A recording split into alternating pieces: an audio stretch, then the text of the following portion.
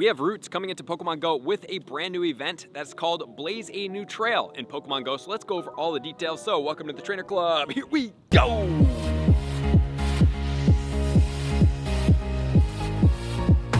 Roots is coming into Pokemon Go, and the event starts on Friday, July 21st at 10 a.m. and that's going to go all the way until Monday the 24th at 8 p.m. Alrighty, let's watch the Root video together. See what we got going on here. Pokemon Go and Roots. Alright, so they're showing off pictures of Eevees, specific Pokestops that you can follow. That looks like the end of the route. There's the route right there.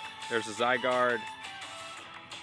And that's it. All right, so let's talk about Roots in Pokemon Go. So Roots are gonna be a thing where I have had the fortunate opportunity to already get a preview of how Roots work. So how they work is basically you go into a Pokestop that you wanna start at. So you choose a POI, you start at that POI. Once you click start, you're gonna walk where the route is gonna be, finagling through, and you can either close the loop or you can end it at a different POI. So what the purpose of Roots are is to help people explore Pokemon Go together. So when we go out, let's say that there's a raid hour route, or there's a really cool lookout route in California, or maybe there's a really cool nature route. Something that normally when you look at in Google Maps probably wouldn't show up. Well, guess what? The routes are gonna help other Pokemon Go players be able to explore different areas without having to rely on maps, things that don't normally get you to where you need to be in Pokemon Go. Because one of the cool things about Pokemon Go is looking at the game and be like, oh look, there's a park over there. Something I may have never explored before, but look, oh, there's 5-10 Pokestops in there and 3 gyms. I wanna go in there because maybe there's a nest, maybe there's cool Pokemon spawning, and maybe there's a raid battle, so I get to go there. But now Roots get to help you go beyond just that. Not only that, they say that Roots are going to be spawning the regional Pokemon that is going to be exclusive. So if you want to hunt out regional Pokemon, it seems like they're going to be a little bit more prevalent there. And not only that, you're going to be able to get Zygarde cells along your route as well, which is very exciting to be able to build yourself a Zygarde in Pokemon Go. So the Pokemon Go debut Pokemon is going to be Zygarde. However, it's not going to come in its full form. It's going to come in its weakest form. And then by gaining the cells, by doing Roots, you're going to be able to gain those cells and start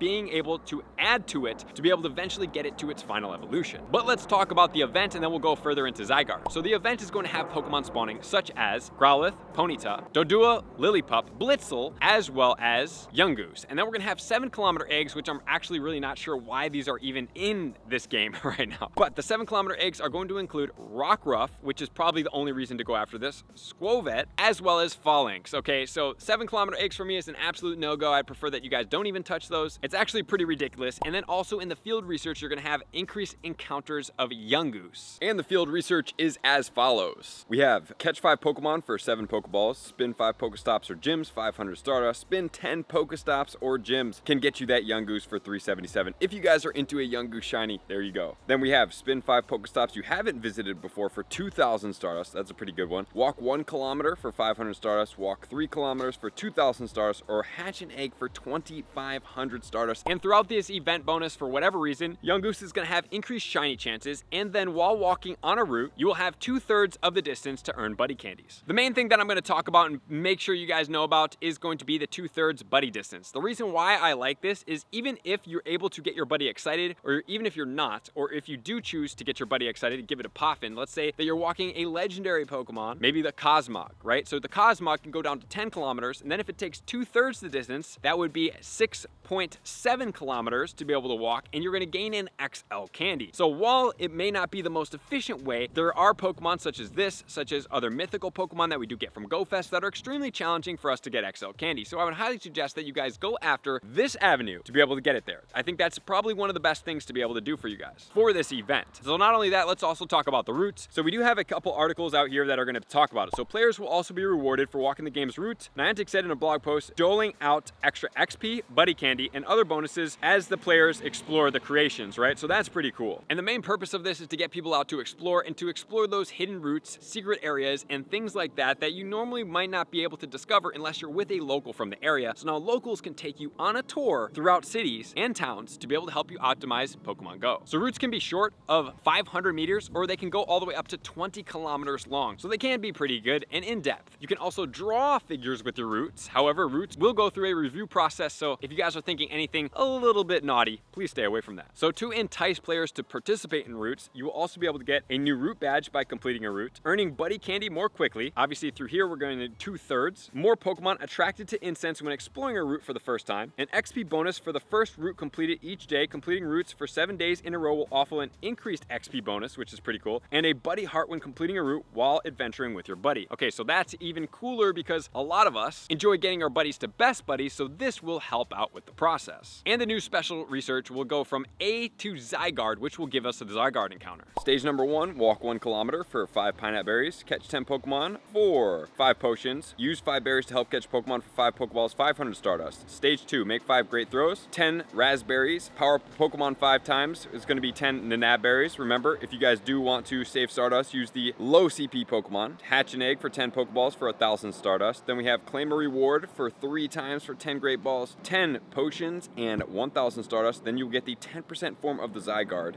And just remember, the 100% IV for the Zygarde is going to be 1,018. In stage 4, we have follow 3 routes for an incense, catch 20 Pokemon while on a route, which is going to be 3 revives. Find a Zygarde cell, which will be 5 Ultra Balls, 1,000 XP, 1,000 Stardust. In stage number 5, we have use an incense while following a route for 15 Great Balls. Earn 3 candies walking your buddy for 1,500 Stardust. Follow 5 routes for 10 Ultra Balls for 2,000 XP. And then we have claim rewards for a Star Piece, 2,000 XP, 1 Golden Raspberry, 2,500 XP, and 2,500 Stardust. However, like we talked about, you can walk on the routes and you can start upgrading your Zygarde by getting Zygarde cells when exploring your route, and those are going to be stored in a Zygarde cube, which is going to help you change Zygarde's form. And Niantic is saying that Zygarde is even going to be able to overwhelm Pokemon such as Yveltal as well as Xerneas. Well, actually that's really not so true, because Yveltal is a flying type Pokemon and a dark type Pokemon, so it's going to resist ground, which Zygarde is going to be a dragon and a ground type Pokemon, and Xerneas is actually a fairy type Pokemon, and fairy type Pokemon are double resistant to dragon, so I'm not really sure how this Pokemon is going to overwhelm either of these. But as of right now, let's just play along and talk about Zygarde in Pokemon Go, because it is going to be a dragon and a ground type Pokemon, and it looks as of right now we will only be able to get this Pokemon to 50% power for some reason. I'm not sure if we can get it all the way to the max, but right now it seems like it's only going to be go to 50% power based on some reportings that I've seen and some other things. If that does change, I will let you guys know. In Pokemon Go, this Pokemon is said to max out at 3,855, so I have no idea how they're going to say a ground and a dragon type Pokemon that is going to be resisted by typings of either of the opposing Pokemon that we just talked about, of Xerneas and Yveltal, is supposed to overwhelm this Pokemon here. I don't get that. You guys can let me know. Maybe I'm missing something, but let's continue on. It has an attack of 203, which makes it even worse,